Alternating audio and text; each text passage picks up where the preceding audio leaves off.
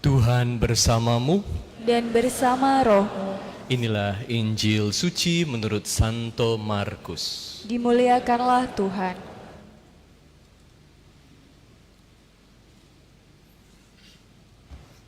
Setelah hari Sabat berlalu, Maria Magdalena dan Maria, ibu Yakobus, serta Salome membeli rempah-rempah untuk pergi ke kubur dan meminyaki jenazah Yesus. Pagi-pagi benar pada hari pertama minggu itu, setelah matahari terbit, mereka pergi ke kubur.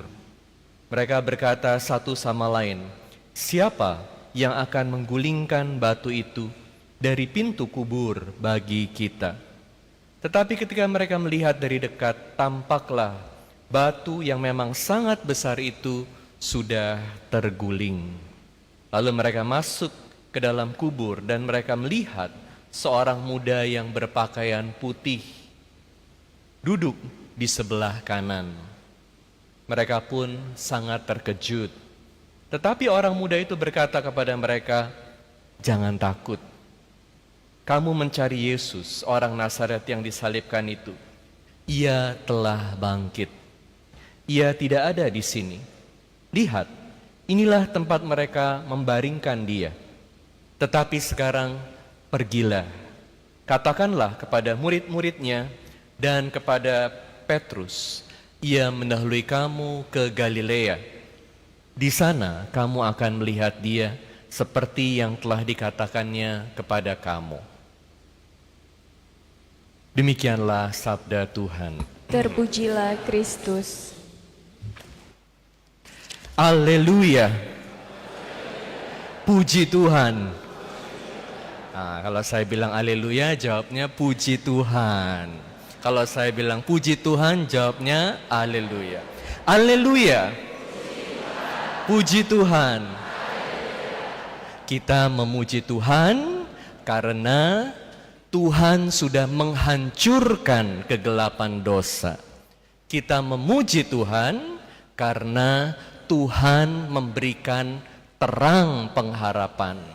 Kita memuji Tuhan karena Tuhan memberikan hidup baru buat kita semua.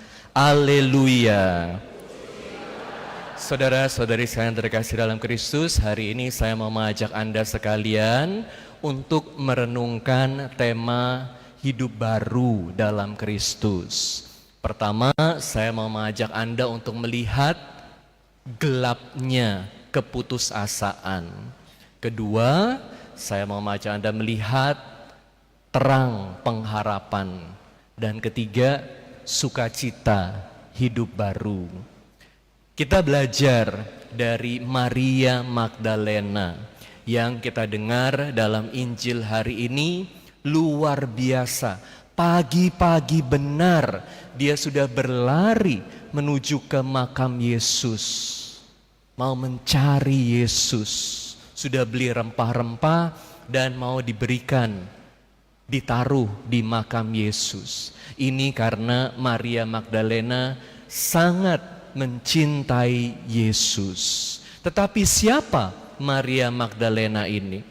Maria Magdalena adalah seorang wanita yang waktu dia mengenal Yesus, belum mengenal Yesus, dia ini dikuasai oleh roh jahat. Jadi dikatakan dalam Injil bahwa dari Maria Magdalena itu Yesus mengusir 7 setan. Tidak tanggung-tanggung, bukan hanya 1 tetapi 7 setan. Apa artinya 7 setan? 7 setan ini artinya hidupnya itu sungguh-sungguh dikuasai oleh setan. Bagaimana seseorang yang hidupnya dikuasai oleh setan?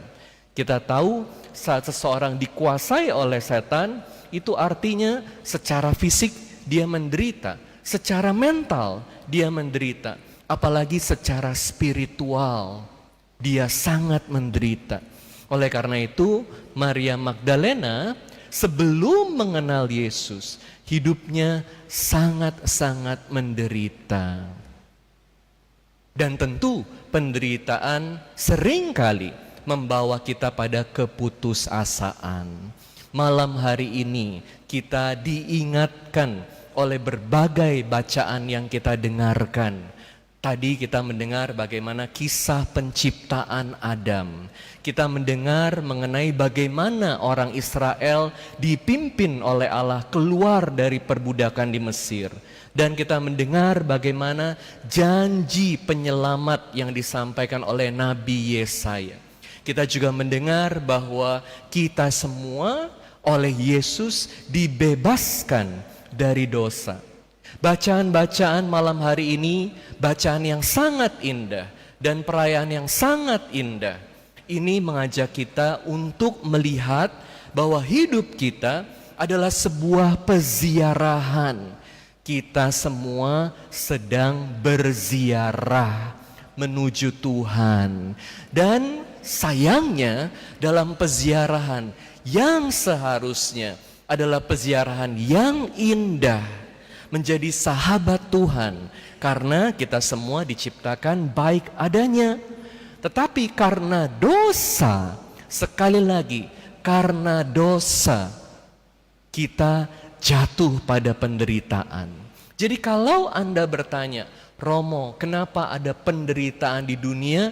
Jawabannya apa? Karena manusia berdosa. Penderitaan itu tidak ada di dalam rencana asal Allah.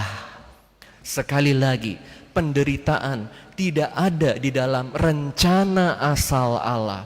Karena rencana asal Allah adalah rencana yang indah buat kita semua. Tetapi kita jatuh pada penderitaan. Peziarahan kita menjadi dipenuhi dengan penderitaan, sakit, kematian, dosa. Karena apa?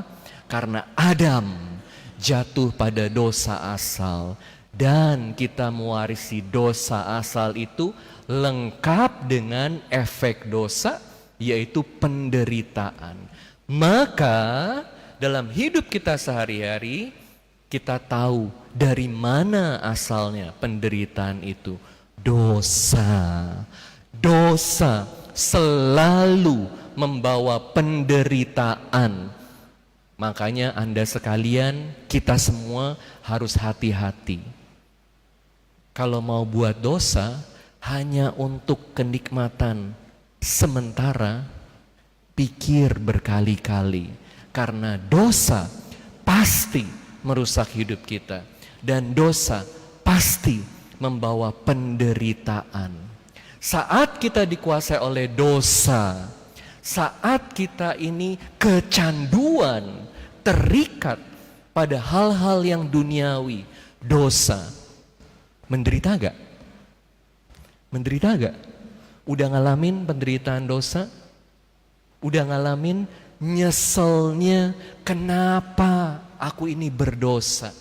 Hanya demi kenikmatan sebentar aja. Dan inilah hidup kita kalau kita dikuasai oleh setan. Maria Magdalena adalah seorang wanita yang dikuasai oleh setan. Dan Yesus membebaskan Maria Magdalena dari 7 setan. Puji Tuhan. Saat kita dikuasai oleh dosa, lupa kan bilang haleluya. Puji Tuhan. Haleluya. Jangan lupa ya.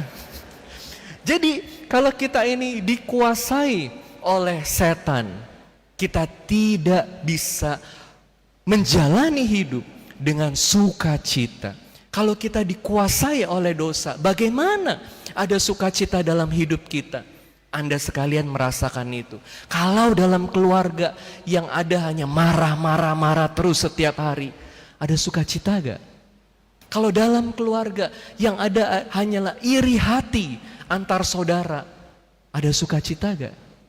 Kalau dalam keluarga yang seharusnya menjadi sumber sukacita kita, tetapi adanya pengkhianatan, ketidaksetiaan, hanya karena suami mau senang sendiri, istri mau senang sendiri, keluarga yang seharusnya menjadi sumber sukacita kita. Jadi nggak ada sukacitanya. Sekali lagi, karena dosa. Tetapi Tuhan Yesus mencintai kita semua. Seperti Tuhan Yesus sangat mencintai Maria Magdalena. Maria Magdalena dibebaskan dari setan. Maria Magdalena menerima rahmat pengharapan. Pengharapan ini begitu indah. Pengharapan ini berbeda dari sekedar optimisme. Apa bedanya? Kalau optimisme itu bilangnya, udah pokoknya berpikir positif aja. Pasti nanti akan beres masalahnya. Udah berpikir positif aja, nanti COVID pasti akan selesai lah. 1 bulan selesai, 2 bulan selesai. Ini namanya optimisme. Tetapi optimisme seringkali sayangnya palsu. Optimisme itu seringkali palsu. Berapa sering Anda dikecewakan oleh pikiran positif Anda sendiri aja. Berapa banyak orang yang kecewa karena COVID. Nanti akan beres lah, usaha Anda akan beres lah, Anda akan sembuh lah. Optimisme seringkali palsu. Ini membawa kita pada pandangan yang tidak sesuai dengan realitas. Udah berpikir positif aja, pokoknya bakal beres. Pengharapan itu lebih daripada sekedar berpikir positif. Ulang ya. Pengharapan itu lebih daripada sekedar berpikir positif. Karena pengharapan itu bukan pertama-tama soal melihat bahwa dunia akan jadi lebih baik. Pengharapan berasal dari Tuhan. Pertama-tama memampukan kita untuk percaya bahwa kita diberi kekuatan dari dalam diri kita oleh Tuhan. Pikiran kita, hati kita dikuatkan supaya selalu bisa menanggapi berbagai kesulitan dalam hidup kita. Jadi pengharapan sekali lagi itu tidak sama hanya dengan berpikir optimis. Bagus kalau berpikir optimis, tapi seringkali optimisme ini kita juga membohongi kita. Tetapi kalau kita hidup dalam pengharapan, karena Tuhan hidup di dalam hati kita, kita bisa melihat tujuan hidup kita. Kita tahu bahwa pengharapan itu tidak membuat hidup jadi gampang. Pengharapan mengubah hati kita jadi kuat. Pengharapan mengubah pikiran kita jadi punya terang. Kenapa? Karena Tuhan memampukan kita. Ini dari Tuhan, bukan janji palsu. Tetapi kalau kita hidup dalam pengharapan, kita tahu bahwa dengan menyikapi yang baik, dengan mengubah cara pandang kita bisa pelan-pelan menanggapi berbagai situasi, apapun situasinya, dengan baik. Ingat bahwa hidup itu bukannya soal apa yang terjadi pada kita, tetapi hidup juga adalah soal bagaimana kita menanggapi situasi ini. Seringkali situasi jadi lebih buruk. Kita masuk dalam spiral setan. Ya, artinya dari situasi yang buruk jadi makin buruk. Karena apa? Karena nggak bisa menyikapi situasi dengan baik. Situasi suami kurang baik. Coba kalau istrinya ngerti bagaimana menyikapi dengan baik. Bisa lebih sabar, bisa lebih mengerti, bisa lebih percaya. Suami bisa jadi lebih baik. Ada banyak cerita mengenai suami yang kurang setia. Tetapi karena istrinya rajin doa, selalu mohon kekuatan dari Tuhan, bisa sabar, Gak sedikit loh suami yang berubah, suami yang bertobat. Tetapi kalau istrinya setiap hari marah, gak mau mengerti, hanya terus-menerus menuntut, setiap hari ada piring terbang, gimana suami jadi bisa lebih baik? Ini namanya lingkaran setan. Lingkaran setan. Gak bisa jadi lebih baik. Mohon rahmat pengharapan dari Tuhan. Supaya Tuhan membebaskan kita. Dan seperti Maria Magdalena. Diberi hidup baru. Hidup dalam sukacita Allah. Itu bukan berarti tidak ada penderitaan dalam hidup kita. Hidup dalam sukacita Allah bukan berarti tidak ada masalah dalam hidup kita. Bisa jadi berat, bisa jadi gelap. Tetapi kalau ada terang dalam hati kita, selalu ada pengharapan. Dan selama masih ada pengharapan, masih ada hidup. Kalau udah gak ada pengharapan, udah hidup, masih hidup kayak udah mati. Jadi belajar untuk terus berharap. Sehingga pengharapan ini memberi kekuatan saat hidup kita ini sulit. Maria Magdalena menjadi pewarta kabar kebangkitan Yesus yang pertama. Maria Magdalena yang diberi tugas untuk menyampaikan kepada Petrus. Luar biasa ya. Perhatiin loh, Maria Magdalena yang diberi tugas untuk menyampaikan kepada Petrus hal yang sangat penting, kebangkitan Yesus disampaikan oleh Maria Magdalena. Hidup kita seperti lilin kecil. Tadi waktu kita masuk ke gereja, kita terima cahaya dari lilin besar, Kristus, lilin Paskah. Kita udah terima cahayanya, kita sampein ke umat di sebelah kita. Ini sangat simbolik. Kalau ada terang dalam hati kita, kita membawa terang dalam hati kita. Kita juga membawa terang buat sama kita. Kita membawa terang buat istri kita. Kita membawa terang buat suami kita. Kita membawa terang buat anak-anak kita. Pertanyaannya, kalau keluarga Anda itu diliputi kegelapan, keputusasaan, Anda udah buat apa? Udah berusaha jadi terang atau hanya terus-menerus salahin orang lain? Keluarga kita seperti ini karena kamu, istriku, karena suamiku, karena orang tuaku. Gimana bisa bawa terang dalam keluarga? Gimana bisa bawa terang dalam masyarakat? Kalau nggak ada terang dalam hati kita, semua jadi gelap. Yang kita tularkan hanya kegelapan. Belajar untuk hidup dalam kabar sukacita. Haleluya. Cerita penutup pendek aja. Ada satu Romo, beberapa tahun lalu dia dibeatifikasi, diangkat jadi orang suci. Saya sangat terinspirasi dengan Romo ini. Karena apa? Karena hidupnya dipenuhi dengan penderitaan. Kasihan sekali Romo ini.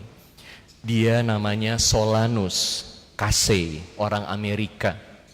Dia lahir tahun 1870. Waktu dia masih bayi, dia udah sakit tenggorokan yang membuat tenggorokannya jadi rusak.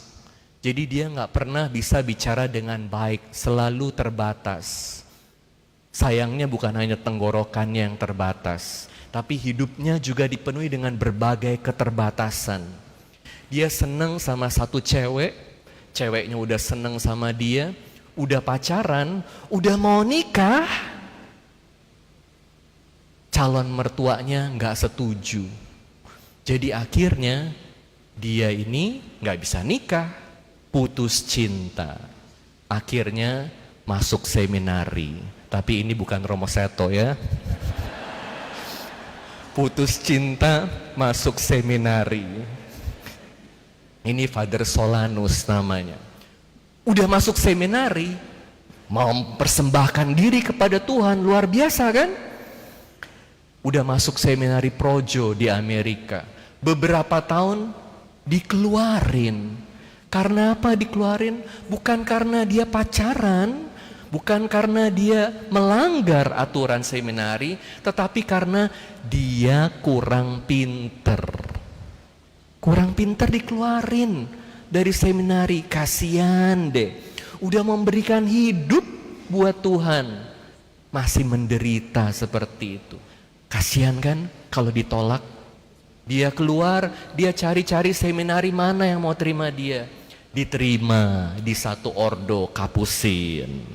Dia diterima di ordo Kapusin sampai akhirnya bisa jadi Romo. Haleluya, puji Tuhan, jadi Romo ya. Seneng udah jadi Romo, tapi apa boleh buat, karena keterbatasan kepinterannya, dia dibilang jadi Romo kelas 2. Kok ada ya jadi Romo kelas 2? Artinya jadi Romo ya yang tugasnya itu sederhana aja. Dia tidak boleh mengajarkan doktrin, dan dia tidak boleh dengerin pengakuan dosa. Kasihan deh, udah memberikan hidup buat Tuhan, udah jadi Romo, masih dibatesin seperti itu. Jadi tiap hari tugasnya apa? Jaga pintu. Romo tugasnya jaga pintu. Udah gak nikah, udah mesti hidup sederhana, tugasnya jaga pintu lah. Gimana ini? Kurang dihargai. Tapi dia gak pernah kecil hati. Dia gak pernah hanya mengasihani dirinya. Dia selalu mau melaksanakan tugasnya dengan baik buat Tuhan.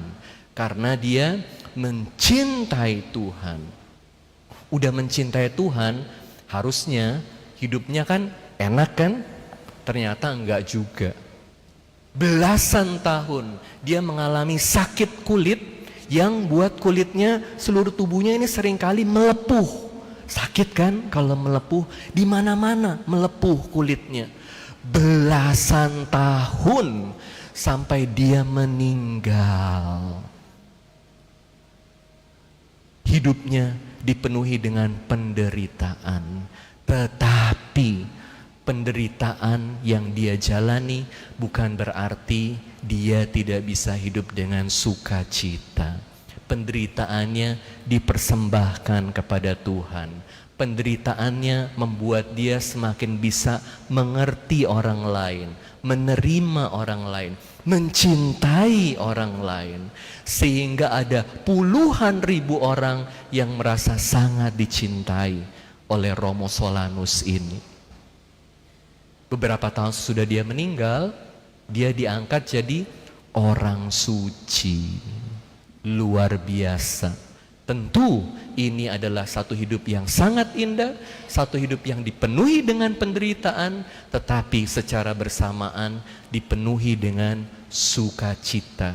Karena dia mau menderita bersama Kristus dan menerima sukacita dari Kristus. Semoga rahmat malam Paskah menghancurkan kegelapan dalam hidup kita semua, mengenyahkan keputusasaan dan memberikan terang buat kita.